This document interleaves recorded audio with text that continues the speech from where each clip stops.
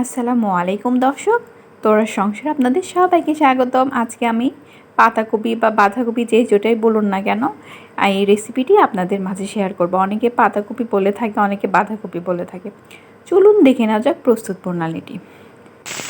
Fry প্যানে প্রথমে আমি পেঁয়াজ এবং কাঁচামরিচ দিয়ে দিচ্ছি। আমি এগুলো আগেই ধুয়ে কেটে নিয়েছি। পেঁয়াজটি হালকা ব্রাউন কালার করে ভেজে নিতে হবে। লক্ষ্য রাখতে হবে এই ক্ষেত্রে যাতে পেঁয়াজটি পোড়া না লাগে, এজন্য মিডিয়াম টু লো আছে পেঁয়াজটি ভেজে নিতে হবে। দেখতে পাচ্ছেন আমি পেঁয়াজটি ভেজে নিচ্ছি, হালকা ব্রাউন কালার করে পেঁয়াজটি ভেজে নিতে হবে। আর আমি পাতাকপিটি আগেই ধুয়ে কেটে নিয়েছি ঝুরি ঝুরি করে। এই পর্যায়ে আমার পেঁয়াজটি বাদামি কালার হয়ে গিয়েছে। এখন আমি পাতাকপিগুলো দিয়ে দিচ্ছি। শীতের সবজিতে পাতাকপি খেতে একদম অসাধারণ লাগে।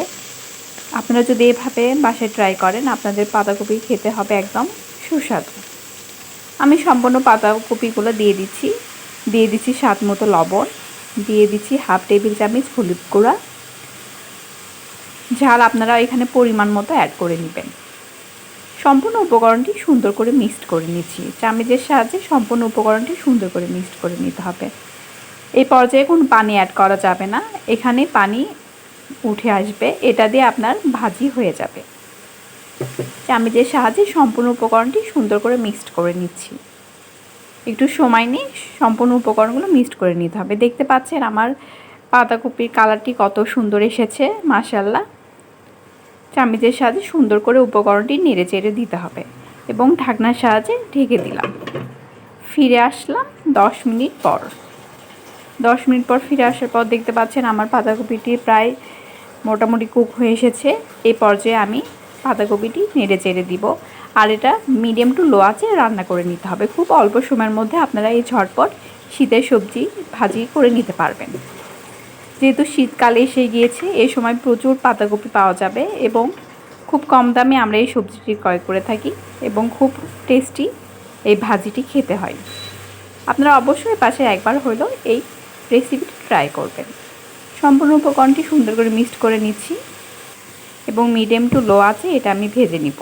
প্লিজ আমার ভিডিওটি ভালো লেগে থাকলে অবশ্যই লাইক কমেন্ট শেয়ার করতে ভুলবেন না। সবাই আমাকে বেশি বেশি সাপোর্ট করবেন, আমি যাতে খুব অল্প এবং সহজ সরল রেসিপি আপনাদের মাঝে শেয়ার করতে পারি। আমি বরাবর চেষ্টা করি খুব ইজিভাবে সব রেসিপিটি আপনাদের মাঝে শেয়ার করার জন্য। দেখতে পাচ্ছেন আমার রান্নাটি অলমোস্ট হয়ে এসেছে এবং পাতাকপিটি প্রায় কুক হয়ে এসেছে। এই পর্যায়ে আমি সামান্য তেল এড করে দিচ্ছি। আপনারা তেলের সাহায্যে হালকা হালকাভাবে এটা ব্রাউন কালার করে ভেজে নেবেন। আমি চামচের সাহায্যে সম্পূর্ণ উপকরণটি সুন্দর করে মিক্সড করে নিচ্ছি। আর লক্ষ্য রাখতে হবে যে এই পর্যায়ে চুলার আঁচটি মিডিয়াম আঁচে দিয়ে এটা ভেজে নিতে হবে, তাহলে আপনাদের এই ভাজিটি খেতে হবে একদম সুস্বাদু। দেখতে পাচ্ছেন আমার রান্না প্রায় মোটামুটি হয়ে এসেছে। আমি চামচের সাহায্যে একটু পর নেড়ে চেড়ে দিচ্ছি। আমার রান্নাটি অনেক পারফেক্ট হয়েছে এবং খেতেও হয়েছে সুস্বাদু। খুব অল্প উপকরণ দিয়ে ঘরোয়াভাবে আপনারা এই ভাজিটি তৈরি করে নিতে পারবেন। দেখতে পাচ্ছেন আমার ভাজিটি কালার চলে এসেছে। এই পর্যায়ে আমি এখন পরিবেশন করে নিব।